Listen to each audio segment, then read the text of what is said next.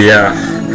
Shalom mon peuple de Dieu. Je sais que vous êtes bénis par la grâce divine et que Dieu vous bénisse abondamment au nom de Jésus. Ah oui, je sais que vous êtes nombreux partout là où vous êtes trouvés. Maintenant, nous allons parler sur la relation divine. La relation divine, première partie, dont le sous-thème est comprendre une relation divine. Alors, maintenant, nous allons comprendre c'est quoi une relation divine. On pense c'est quoi si une relation divine. Comprendre une relation divine. Dans Corinthiens chapitre 100, le verset 9. Je vous ai écrit dans ma lettre de ne pas avoir de relations avec les hommes pudiques. Je vous ai écrit dans ma lettre de ne pas avoir de relations avec les hommes pudiques.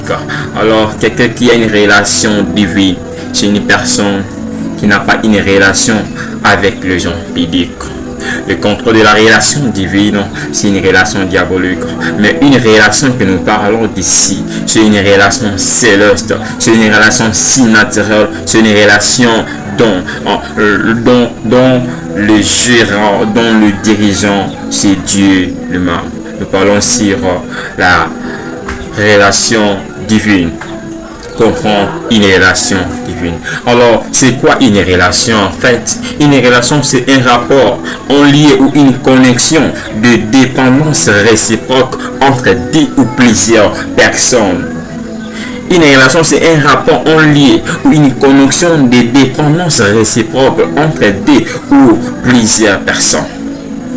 Une dépendance réciproque, c'est une dépendance des échanges entre deux ou plusieurs personnes. Alors, c'est quoi le mot divin? Le mot divin vient de latin divinis, qui qualifie la chose appartenant à Dieu. Cela veut dire une chose qui est de Dieu en fait. Le mot divin en bref, c'est un adjectif qui qualifie la chose appartenant à Dieu. Alors, c'est quoi maintenant une relation divine? C'est quoi une relation divine? Je le rapporte que la relation divine, c'est une relation le contraire à une relation diabolique. La relation divine, c'est une relation de Dieu avec les hommes obéissant à sa parole. La relation divine, c'est une relation de Dieu avec les hommes obéissant à sa parole. Donc c'est une relation entre Dieu et les hommes qui marchent selon la volonté de Dieu.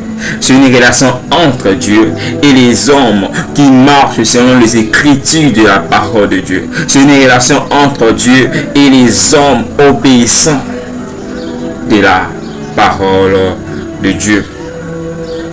Acte chapitre 5, le verset 29. Pierre et les apôtres répondirent: il faut obéir à Dieu plutôt qu'aux hommes. Il faut obéir à Dieu plutôt qu'aux hommes. Alors, qu'est-ce que veut dire obéir? Le verbe obéir veut dire se laisser gouverner, se laisser manier, se laisser conduire facilement. Alors, lorsque Pierre et les apôtres disaient il faut obéir à Dieu plutôt qu'aux hommes, cela signifie qu'il faut se laisser gouverner, manier, conduire, dominer par Dieu à la place des hommes. Les hommes ont de même nature avec toi. Les hommes ont des erreurs. Les hommes peuvent te conduire d'une façon mal. Non, il n'y a qu'une personne qui peut te conduire dans l'honnêteté. Il n'y a qu'une personne qui peut te conduire dans ton bonheur. Il n'y a qu'une personne qui peut te conduire dans des choses bénéfices pour toi. Alors, sans une relation, il n'y a plus de partage réciproque. Jean chapitre 4, le verset 7 et le verset 9. Dans le verset 7, une femme samaritaine vient puiser de l'eau.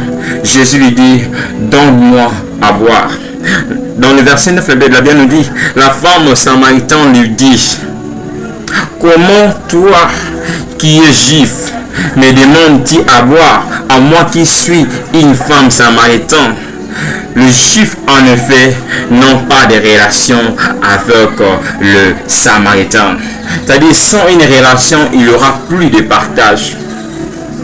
Alors, si tu veux avoir le partage avec Dieu, tu veux que la bénédiction ou les bénédictions en général de Dieu viennent dans ta vie, tu dois avoir une relation avec Dieu.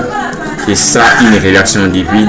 Une relation divine, c'est une relation de Dieu avec les hommes obéissant à sa parole.